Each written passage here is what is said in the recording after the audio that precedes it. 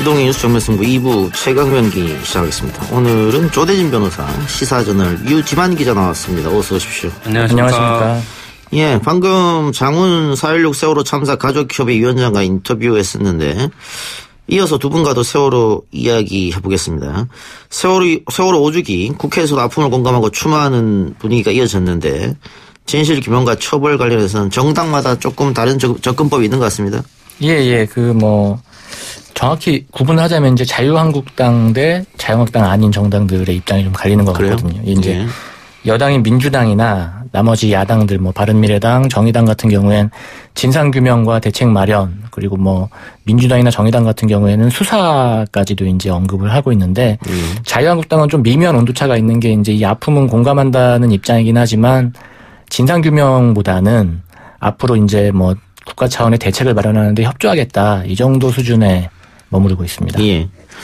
지금 유가족도 그렇고 민주당에서도 그렇고 당시 정부 책임자들 아마 황교안 대표를 겨냥한 게 아닌가 싶은데 직권남용죄로 처벌해야 된다 이런 주장인데 직권남용죄 공소시효가 언제까지입니까? 공소시효가 7년이고요. 그래서 박주민 의원도 지금 직권남용죄 공소시효가 지금 2년밖에 안 남았기 때문에 처벌을 하려면 빨리 진행을 해야 된다라는 지금 얘기를 하고 있거든요. 그렇기 때문에 지금 벌써 지금 5년이 지났고 이제 2년밖에 안 남은 상황이 돼버린 지금 상황입니다, 지금. 근데 현실적으로 직권남용죄로 처벌이 가능하겠습니까? 직권남용죄가 이제 되려면 그 황교안 총리가 그 당시에 법무부 장관일 때 이제 다른 죄목으로 이제 그 그러니까 수사하지 말라, 기소하지 말라라고 했던 그 명목이 관련된 그 직권에 해당되고 또 이제 이 부분을 남용했다라는 게 입증이 돼야 되는데 상당히 그 어려운 부분은 있죠. 예. 저도 그렇게 보는데. 일단 한국당은 의도적인 황교안 흔들기다 이렇게 보고 있는 것 같습니다.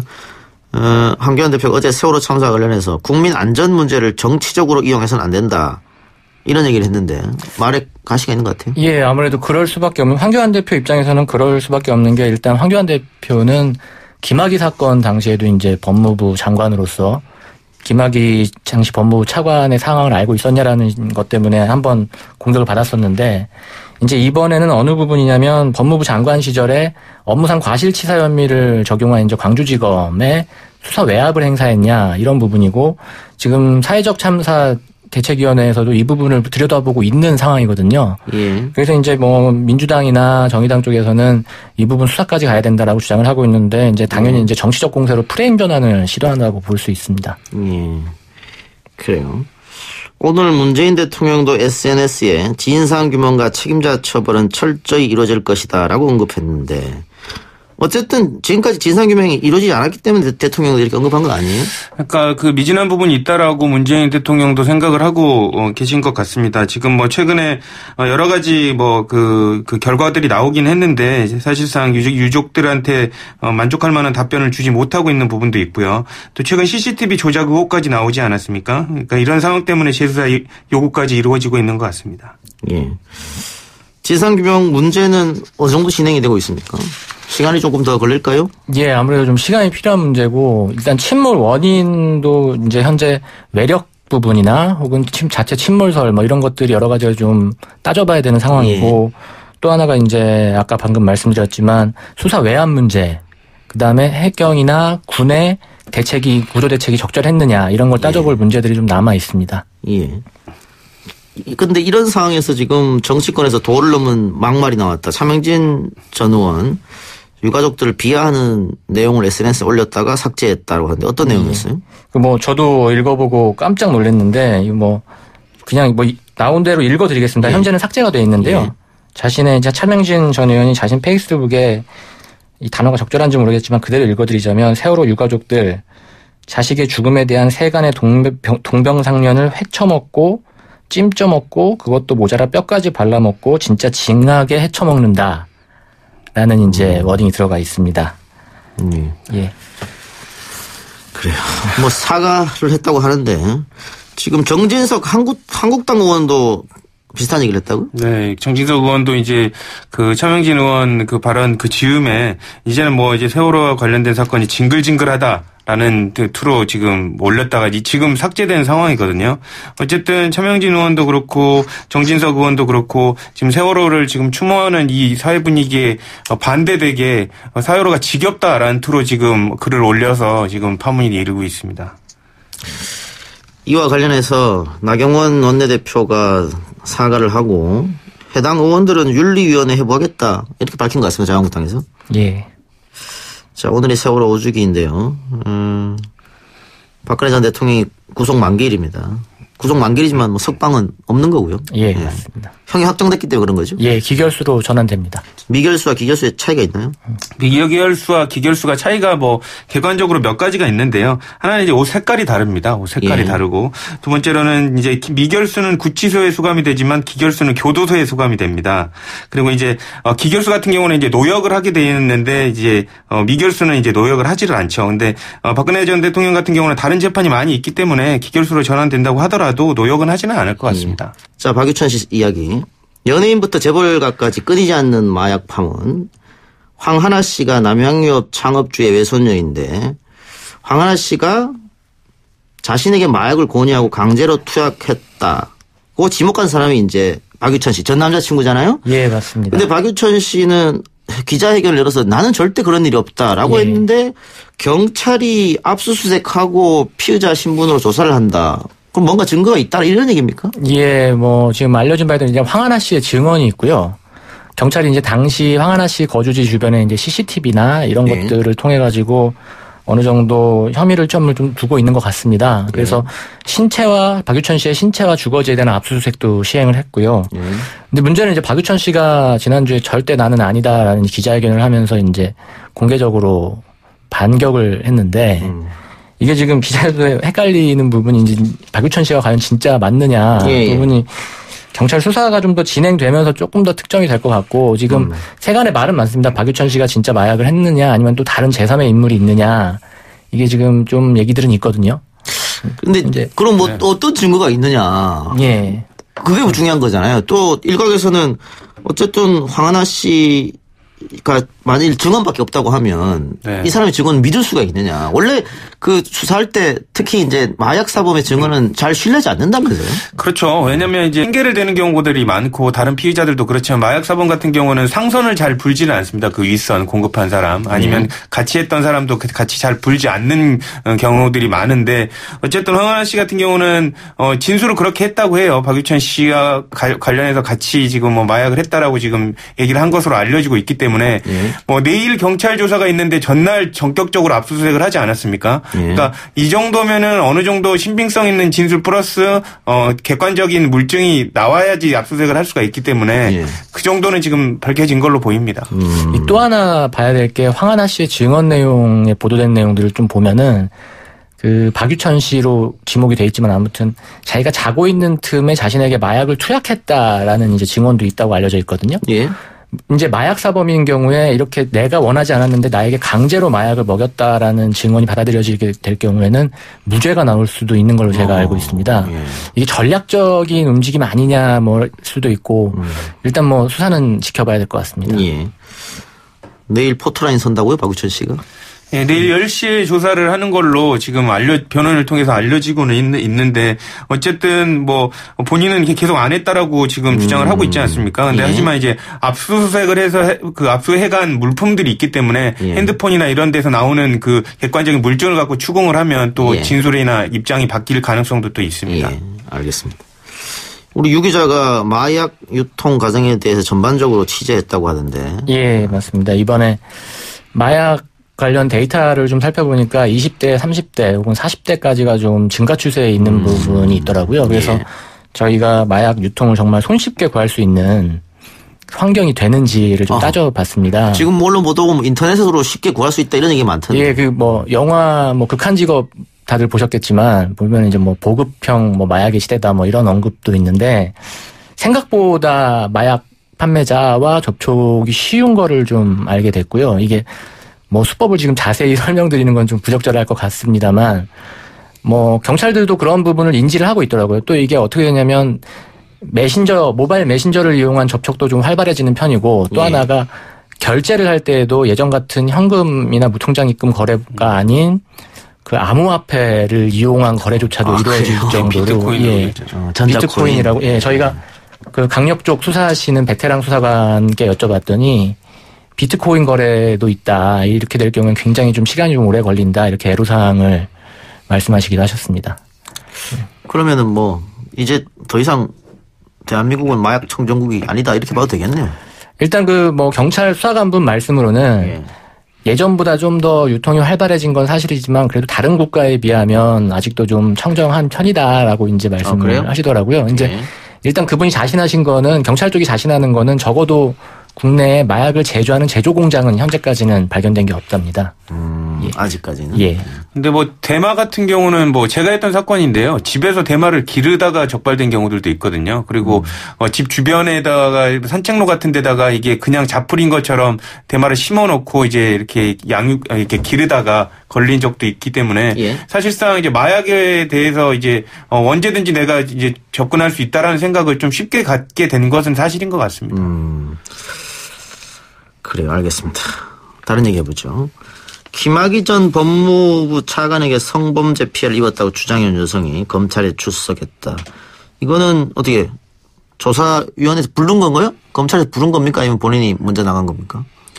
일단 뭐 자진해서 출석한 걸로 알려지고 있고요. 나간 취지가 자료 제출하고 일단 이 여성의 이야기를 들어보겠다라는 취지로 지금 조사를 한 걸로 보입니다. 그러니까 조사를 한 내용은 그 당시에 동영상이 촬영된 당시의 그 분위기라든지 그 경위 등을 알고 있는지에 관련된 부분을 조사를 했고요. 추가적으로 뇌물에 관련돼서 목격한 부분, 그러니까 윤중천 씨가 김학의 전 차관에게 뇌물을 줬다라는 부분을 목격했다라는 부분에 대해서 사실관계를 조금 더 정확하게 하기 위해서 부른 것으로 알려지고 있습니다. 동영상 속 여성이 자신이라고 주장하는 분이죠. 예, 맞습니다. 그런데 이게 지난 검찰 수사에서 검찰이 아니다 라고 한 겁니까? 예, 그 2013년에 첫 번째 수사가 됐을 당시에는 동영상 속 여성이 나다라고 주장하는 분은 아무도 안 계셨습니다. 그래서 이제 여성이 특정되지 않는 부분이 있었는데 이 여성분께서 이듬해에 다시 이제 김학의 전 법무부 차관을 고소하면서 동영상 속 여성이 나다라고 이제 말씀을 하셨고요. 당시에 이제 검찰의 논리는 그 피해 여성의 주장이 일관되지 않고 계속 번복된다. 이러면서 이제 무혐의 처분을 내렸었습니다. 자, 피해 여성이 과거 경찰 조사 당시에 윤중천 씨가 김학의 전 차관에게 돈 봉투 건네는 것을 목격했다라고 진술을 했다고 하던데 직접 증거 없이 이런 것만으로도 어떻게 혐의가 입증되나요?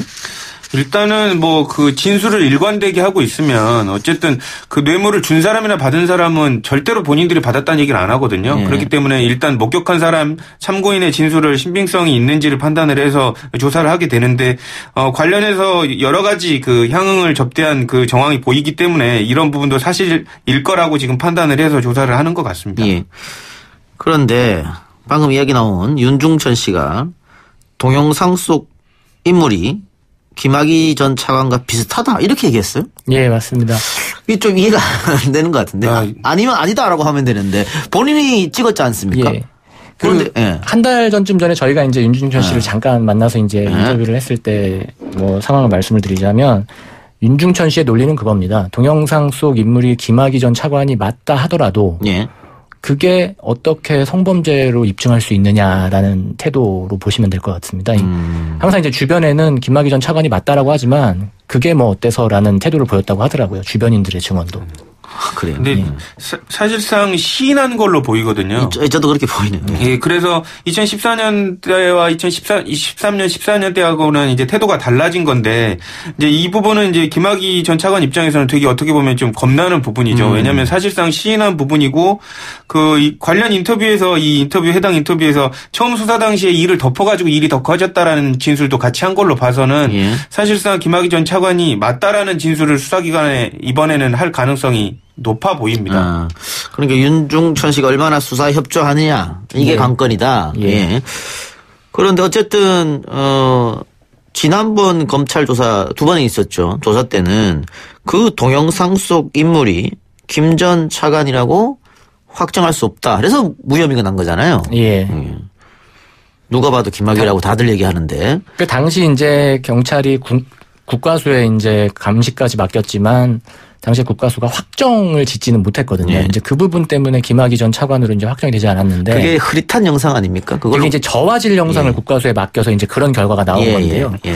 이번에 그러니까 원본 영상인 같은 경우는 민감윤 전 청장도 국회에 나와서 누가 봐도 김학의 전 차관이었다라고 얘기를 했고 이번에 윤중천 씨마저 김학의 전 차관이 맞다라고 한다면 좀 상황이 좀 앞으로 한 발 나갔다고 볼 수 있겠죠. 그러면은 이번 조사 결과는 앞서 있었던 두 번의 검찰 조사하고는 다른 결과가 나올 수도 있겠다. 예. 다른 결과가 나올 것으로 보입니다. 예. 그러면 그 선명한 영상이 있음에도 불구하고 왜 흐릿한 영상을 국과수에 맡겼을까? 이것도 은폐 시도 아닙니까? 그렇죠. 은폐 시도죠. 그리고 이거 경위도 이제 조사를 하는 과정에서 밝혀지겠지만 정말로 또 누군가 덮으려고 했는지 아니면 덮으라고 지시를 했는지에 관련된 부분도 조사가 될 것으로 보이고요. 명백하게 이런 부분들도 분명히 의심적인 것은 사실입니다. 예. 자, 윤중천 씨의 자금 흐름을 추적해온 수사단이 최근 금품과 관련한 비리 혐의를 일부 포착했다. 이런 뉴스도 전해지던데요. 김 전 차관을 처벌하려면 3천만 원 이상 받았다는 게 입증돼야 한다. 공소시효 때문에 그런 거죠. 네, 그렇죠. 네. 결국은 돈을 줬다고 하는 사람의 증언이 필요할 것 같아요. 왜냐면은 봤다고 하는 목격자는 그 안에 얼마가 들었는지까지는 모를 거 아니에요. 예. 그래서 이제 윤중천 씨의 진술이 그러니까 준 사람이 얼마를 정확히 줬느냐에 관련된 진술 협조가 되게 중요하고요. 예. 그래서 아까 공소시효 말씀 주셨는데 3천만 원 이하면 공소시효가 7년이거든요. 그러니까 2012년 기준으로 했을 때 공소시효가 애매한 상황이 됩니다. 근데 이제 3천만 원 이상을 줬다고 이제 진술해버리면 공소시효가 10년이기 때문에 이제 넉넉히 남아있는 상황이 되는 거죠. 그것 때문에 윤중천 씨의 그 진술이 되게 중요한 상황입니다. 금액이. 예. 그리고 2013년 별장 성범죄 의혹 첫 수사를 지휘했다가 청와대 외압으로 좌천된 것으로 알려져 있죠. 이세민 전 경찰청 수사기획관. 수사단이 불러서 조사를 했는데 이세민 전 경찰청 수사기획관이 수첩을 들고 갔다고 하더라고요. 예. 아마 그 수첩에는 지금 당시 사건이 발생하기 전 그 청와대와의 보고 체계에 대한 좀 내용들이나 당시 수사 외압이 어떤 식으로 있었는지를 좀 밝힐 열쇠가 되지 않을까 싶습니다. 특히 뭐 이세민 수사기획관 같은 경우는 당시 수사 내용이나 상황에 대해 자세하게 알고 있는 인물이거든요. 예. 뭐 수사 일지 내지는 수첩을 이제 제출했다고 하니까 그 내용에 따라서 이 수사 외압 부분이 좀 밝혀지지 않을까 싶습니다. 그러니까 이게 본인 그냥 수첩이 아니라 경찰 업무 일지더라고요. 예. 경찰 마크도 그려져 있고 딱 2013년 이렇게 딱 표시가 돼 있는 수첩을 이렇게 보여줬거든요. 그러니까 예. 이 내용 자체를 다 복사본을 그 수사기관에 넘겼다라고 지금 얘기를 하고 있는데 그 당시에 2013년 1월부터 4월까지의 내용을 전부 다 소상하게 기록을 하고 있기 때문에 예. 어떻게 보면 개인적으로 뭐 어떤 누구 지시가 내려왔다 이런 부분들까지도 다 적혀 있을 가능성이 높기 때문에 꽤나 중요한 자료를 지금 제출한 걸로 보입니다. 그러면은 과연 어느 선에서 김학의를 보호하기 위해서 은폐 시도를 했느냐. 예. 이 문제도 그 수첩 안에 들어있을 수도 있겠네요. 아마 그 수첩의 가장 핵심적인 내용이 아닐까 싶습니다. 네. 처음에 1월이면은 첩보를 처음에 입수를 하고 진행을 어떻게 하고 그 와중에 청와대에는 어떤 식으로 보고가 이루어졌고 누가 어떤 식으로 외압이 들어왔고 압력을 행사했는지가 아마 그 수첩 내용이 가장 핵심이 될 것 같습니다. 예. 근데 이세민 전 경찰청 수사기획관 이 외에도 이 수사팀 전체가 어디 좌천당하거나 뭐 지방으로 가거나 그랬다 그러죠? 그렇죠. 그 비슷한 급의 그 경무관급 그 수사 라인들이 4명이 다 이제 지방이라든지 어떻게 보면 일선 수사하고 관계없는 쪽으로 다 발령이 났거든요. 그러니까 이런 부분들도 지금 수첩에 그 쓰여져 있을 뭐 외압 관련된 부분과 또 연결이 돼 있을 가능성은 또 배제할 수 없습니다. 예. 그러면은 그 사람들도 수사단에서 와서 조사를 받더라 하면 협조하겠네요, 적극적으로. 충분히 협조할 가능성이 예. 높죠. 지금 그 당시 수사팀 전원이 지금 조사 대상에 포함된 걸로. 그렇죠. 예. 예. 박근혜 전 정권의 국정농단 사건이 터졌을 때 안종범 수석의 수첩이 굉장히 결정적인 역할을 했지 않습니까? 예. 실록이죠, 실록. 실록. 예. 안종범 실록으로 불려졌던. 이번에도 그런 비슷한 일이 또 벌어질지도 모르겠네. 그러니까 이분이 지금 이세민 그 수사기획관이 되게 꼼꼼하신 분이라고 해요. 예. 그래서 그게 그냥 뭐 그날의 중요한 부분만 적어놓은 게 아니라 예. 세세한 부분까지 다 적어놨을 가능성이 높아지기 때문에 예. 아마 수사기관도 이거 받아보고 어떻게 보면 되게 중요한 혐의를 포착했다라고 지금 호재를 부르고 예. 있을 가능성이 예. 높을 것 같습니다. 그렇습니다. 알겠습니다. 이게 과연 어느 정도 파장을 일으킬지 조금 지켜보기로 하고요. 오늘 두 분 말씀은 여기까지 듣겠습니다. 지금까지 조대진 변호사, 시사저널 유지만 기자였습니다. 수고하셨습니다. 감사합니다. 감사합니다.